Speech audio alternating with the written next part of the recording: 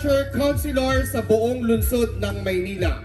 Ang napili ni Yorme na maging katuwang niya sa paglilingkod at kinatawan sa Kongreso sa Distrito 3. Ang buong pusong maglilingkod, ang Yorme's Choice. Number 3 sa balota, maiba naman Distrito 3, Congresswoman Apple Nieto!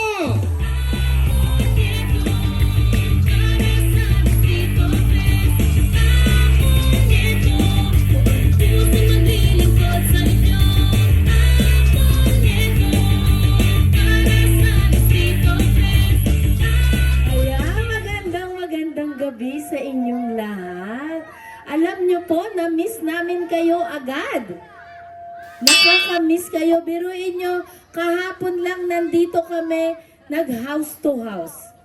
Kaya maraming salamat sa masayang pagtanggap nyo sa Yorme's Choice. Maraming salamat. Thank you so much. At talagang yung pagbaba namin dito, ang bongga. Talagang ramdam namin yung pagmamahal nyo sa Yorme's Choice. At siyempre, gusto kong pasalamatan Chairman Alinor, Chairman Subayda, sa lahat ng ating mga kagawad. Maida, thank you, I love you. Taas nga yung mga kagawad natin dito. I love you, Mami. At syempre, kila Chairman Umaya din, sa lahat ng opisyales, maraming salamat. Thank you so much sa pagmamahal. At ngayon nga, nandito kami para naman din manligaw sa inyong lahat. Kamusta po ang mga batang Quiapo? Kamusta ang ating mga kapatid na Muslim? Okay lang. Medyo mahina. Parang kailangan yata ng pampagising. Kailangan gising na gising tayo para yung panliligaw namin at panliligaw ko sa inyo talagang tumatak sa puso. Okay lang ba nakantahan ko kayong lahat? Kayo na lang po humusga kung si Regine o si Sarah Geronimo. Sarah Geronimo, kagawad Dandoy. Ayun po, aalayan ko po kayo ng isang kanta. Sana magustuhan niyo po. Ayoko sana na kayo ay mawawala, mawawasak lamang ang aking mundo. Ngunit anong magagawa kung talagang ayaw mo na? Sino ba naman ako para pigilin ka? Lumayo ka man ay maiiwan ang bakas ng ating pagmamahalan. Ang awiting ito ay alaala na hindi kita malilimutan, pagkat ikaw ang tanging laman ng aking mundo, ng aking puso, ng aking buhay. Ang halik mo, namimiss. Ang halik mo, bakit iniwan mo ako?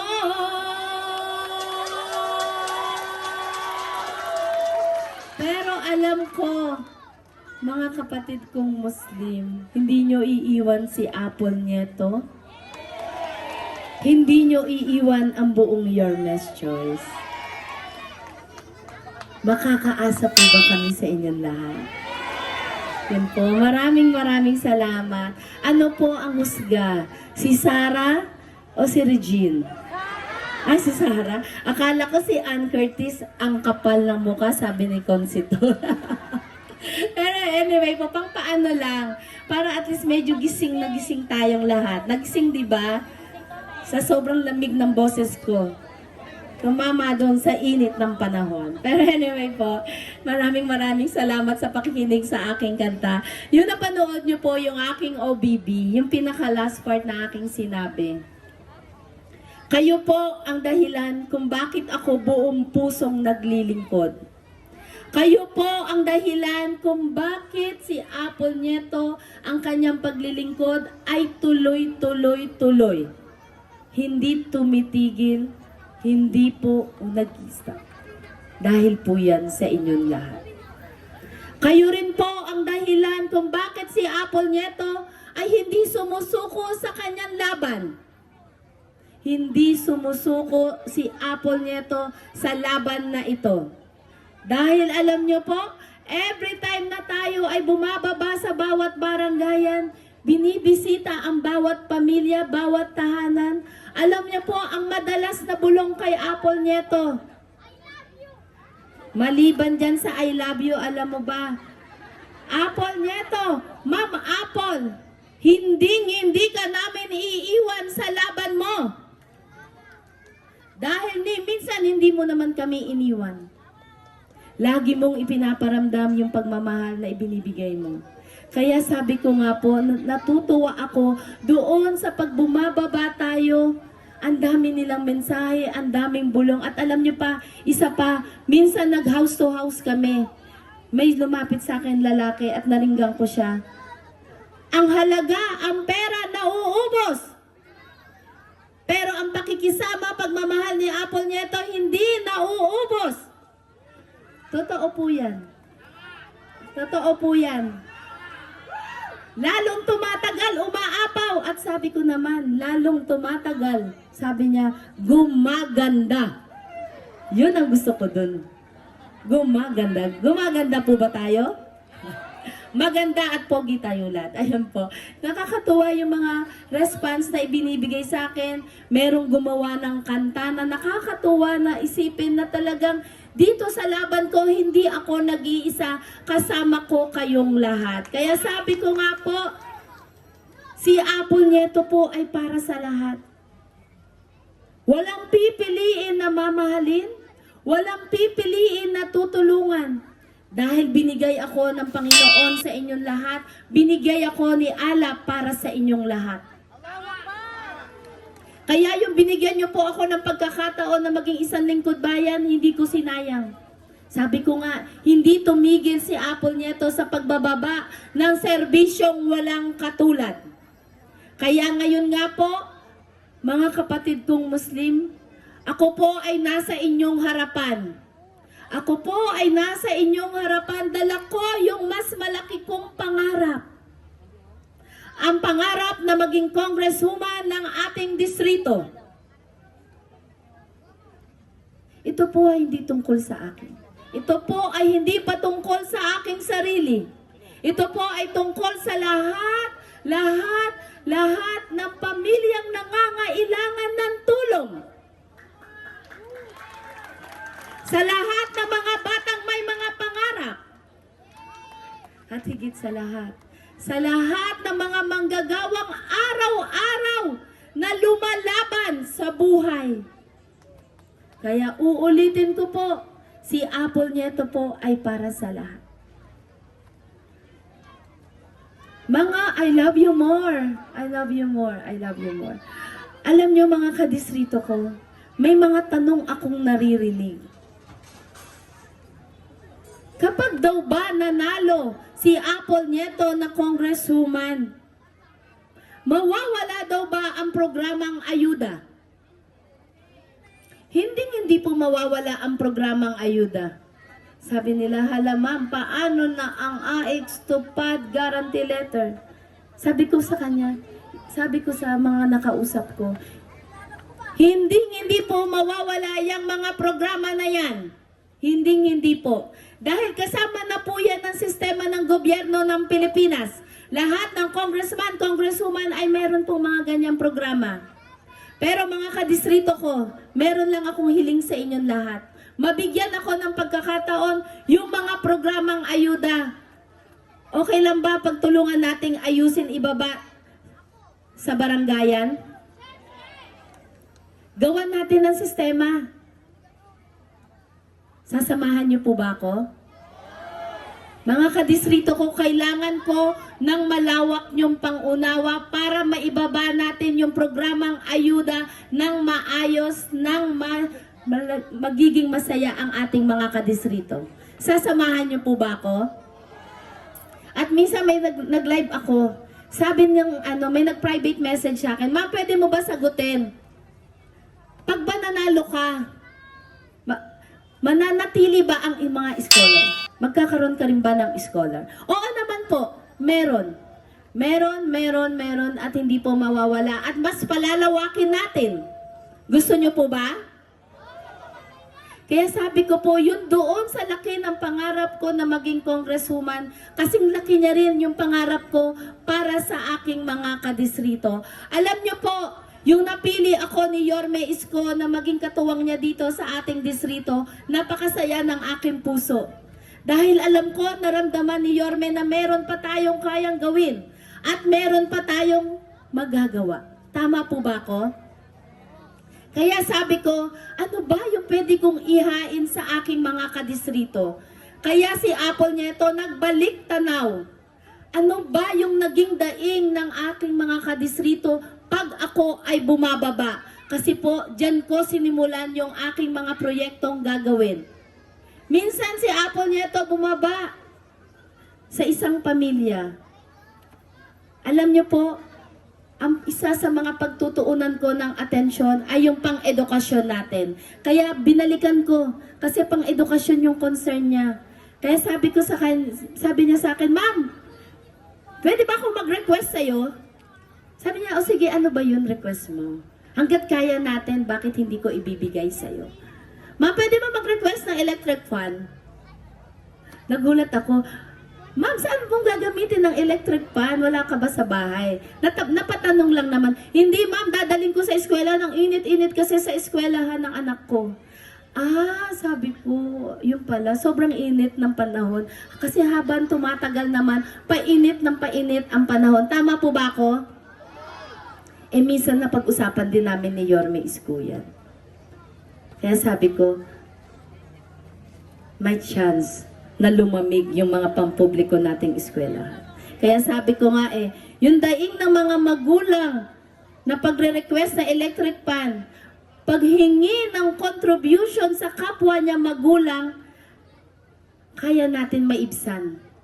Kasi yun yung daing nila Yun yung daing ng ating mga chikiting. Mga chikiting, saan kayo nag-aaral? Sino nag-aaral sa Mabini? Oh, medyo. Abansenya. Meron ba? Oh, alam niyo po si Ate Apple ay pampubliko produkto ng pampublikong eskwelahan, kaya ramdam ko yung nararamdaman niyo. Kaya sabi ko, ito yung tamang panahon na pa-airconin natin ang pampublikong eskwelahan dito sa 3 distrito ng Maynila. Sabi ko, unti-unti natin lalagyan yan ng aircon dahil pagtutulungan namin yan ni Yorme Isko Moreno Dumagoso. Dahil nakita nyo naman, yung 4 na eskwelahan na pinagawa ni Yorme, napakaganda. 10-story, fully air-conditioned. Same kami ng vision ni Yorme. Dahil sabi nga lagi ni Yorme, gusto niya iparamdam sa mga batang Maynila kung ano yung nararamdaman ng mga pang-private na eskwelahan. Kaya yan po, kaya nagkaroon tayo ng mga magagandang eskwelahan ngayon. Kaya sabi ko, mapapagtulungan talaga namin ni Yorme Isko Moreno. Siyempre, pagdating sa pang-edukasyon, hindi lang pagpapa-aircon. Nagbalik tanaw, may mga naalala ako. Ma'am Apple, pwede ba humingi ng educational assistance? Oh. Isa lamang po ang aking sasabihin sa inyo. Ang konsehal po ay wala pong sapat na budget pagdating sa mga ganon proyekto. Kaya sabi ko, yung binigyan ako ng pagkakataon, pwede nating gawin. Pwede tayong gumawa ng programang pang-educational assistance para sa atin mga senior high. Gusto nyo po ba yon? Gawin natin quarterly allowance kasi alam ko yan din ang daing ng ating mga magulang. Dagdag pambaon. Dagdag pambili ng requirements kapag may mga project. Tama po ba ako? Gusto natin may ibsan yung mga pangangailangan ng ating mga kapwa kong magulang. Kaya pagdating sa edukasyon, isa po yan sa mga gagawin nating paumpisa. At syempre, hindi lang pang-edukasyon, pangkalusugan. Pangkalusugan na kung saan ang inyo pong lingkod ay nakakapagbigay na ng monthly basic maintenance na gamot. Pagpasok ko sa moske, pagpunta ko dito sa bawat tindahan, maraming nagpapasalamat, maraming salamat, Apple, sa gamot na ibinigay mo. Ang laking tulong. Imbis na ipambibili namin ng gamot, ipambibili na lamang namin ng pagkain. Kaya sobra akong natutuwa, pero may ibang hirit yung ating mga nabigyan ng gamot. Ma'am, baka naman pwede mong lagyan pa ng ibang gamot. Ha, sabi ko pag ano kaya yung kailangan pa nilang gamot? Maliban sa losartan, sa metformin, simvastatin, amlodipine at vitamin B complex. Sabi ko, ano kaya yun? Kaya tinanong ko siya. Sige, kung mabibigyan ako ng pagkakataon, ano ang gusto mong gamot na mailagay natin at maidagdag? Ang sabi niya sa akin, alam niyo po, cetirizine. Tama ba ako? Yun ang gusto niyo? Kanang nakakarami o mukhang may gusto dito. At isa pa, atorvastatin. Kaya sabi ko, kayang-kaya po yan. Basta nabigyan tayo ng pagkakataon, hindi na lamang 5 gamot ang ating ibibigay. Dadagdagan natin yan na ayon sa kagustuhan po ng ating mga kadistrito. At syempre, hindi lang basic maintenance na gamot ang ating gagawin at pagtuunan ng atensyon dahil nga sa pagbaba ni Apple Nieto, naramdaman at nalaman niya na hindi rin pala sapat yung mga ospital natin dito sa ating distrito. May iba pang kailangan yung ating mga kapwa magulang natin dahil minsan may lumapit sa akin, Ma'am Apple, pwede mo ba akong tulungan? Kasi yung anak ko hindi tinanggap sa ganitong ospital sa atin. Kasi wala yung kanyang pangangailangan. Kailangan kong dalhin sa Quezon City. Kaya naalala ko yun, kaya sabi ko, yung isa sa gusto natin magiging proyekto, programa dito sa ating distrito, mahirap, matatagalan, pero pag naumpisahan, magagawa. Ito po ang ospital na para sa mga bata. Kailangan po ba natin nun?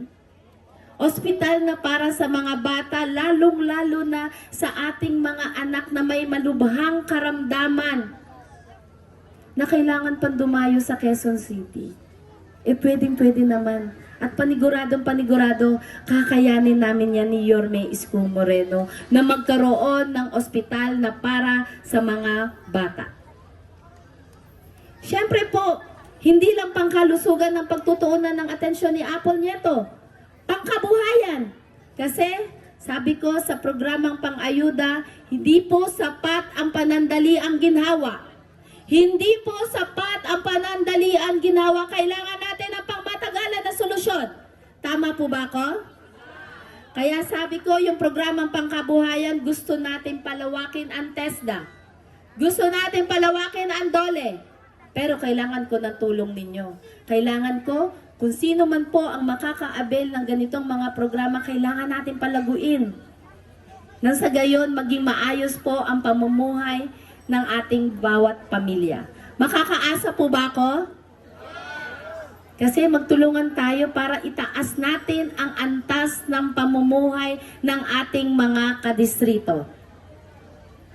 Mga kadistrito ko, mga batang Quiapo, mga kapatid kong Muslim, itong mga programa, proyekto na aking binuo dahil sa daing ng ating mga kadistrito, ito po ay hindi ko kaya mag-isa. Hindi ko kaya ito mag-isa. Kailangan ko ng tulong ng bawat isa sa inyong lahat. Kaya po ngayon, kaming buong Yorme's Choice ay buong kababaang loob po. Nahihingi po ng tulong sa inyong lahat. Nang sa gayon, matupad natin yung pangarap ko, pangarap nyo para sa ating mga kadistrito. Sama-sama po tayo. Samahan niyo po ang buong Yorme's Choice.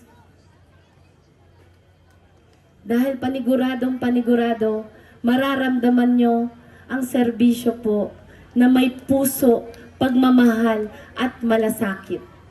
Alam ko po, excited na kayo sa pagbabalik ng ating Yorme Isko Moreno Dumagoso.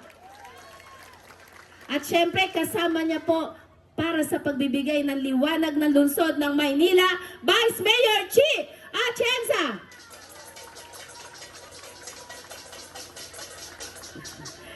Alam mo, natutuwa ako pagka si Vice Mayor Chi ang may Caldero. Nakaka-happy vibes. Yan. Thank you so much. Alam niyo po, pagdating dito sa lungsod ng Maynila, ang tambalang Iskochi, kailangan po niya ng mga katuwang. Mga katuwang para mas maisaayos nila ang ating lungsod. Gusto niyo po ba mas maayos yung ating lungsod? Mas masigla?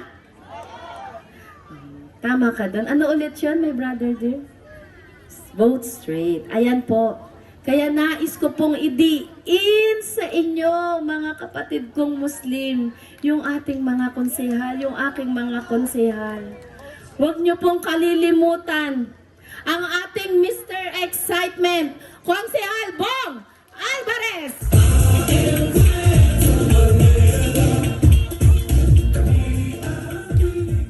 Huwag niyo po rin kalimutan ang magbibigay sa inyo ng serbisyong may prinsipyo, Konsehal Roland J.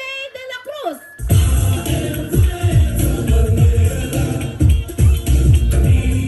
Huwag niyo rin pong kalimutan ang ating Mr. Acupuncture, Konsehal Chris Tagle.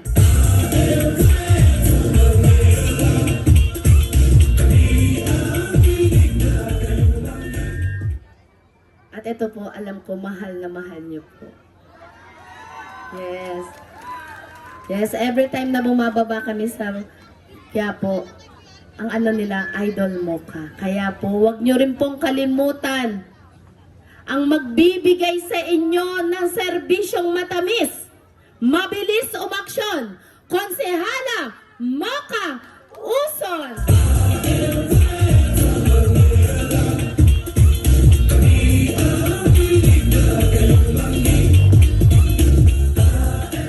Ito naman po, ang konsehal natin na hindi rin tumigil sa pagsisilbi sa ating distrito.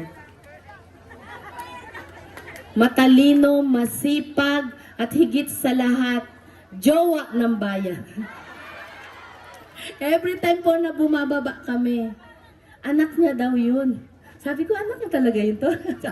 Napapa-question ako. Pero happy vibes lang po. Ito naman po, alam ko, mga batang Quiapo, mga kadistrito ko, gagawin po nating muli at muli at muli na konsehal ang inyong anak, kaibigan, kapatid, Konsehal Tol Sarkal.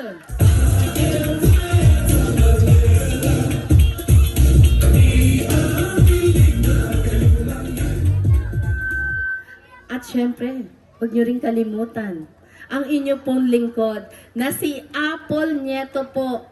Nagnanais kayong pagsilbihan bilang congresswoman ng ating distrito. Bigyan niyo po ako ng pagkakataon. Hindi po kayo magsisisi. Dahil ang tanging gagawin at ipaparamdam ko sa inyo ay yung pagmamahal ko na galing sa puso ko. Hindi ko po kayo pababayaan. Muli po, maraming salamat. Likas ang lakas, mabuhay ang Distrito 3. Mga batang Quiapo, sabay-sabay po nating sabihin, let's make Manila great again! Muli po, maraming salamat at mag-iingat po kayo sa inyong pag-uwi.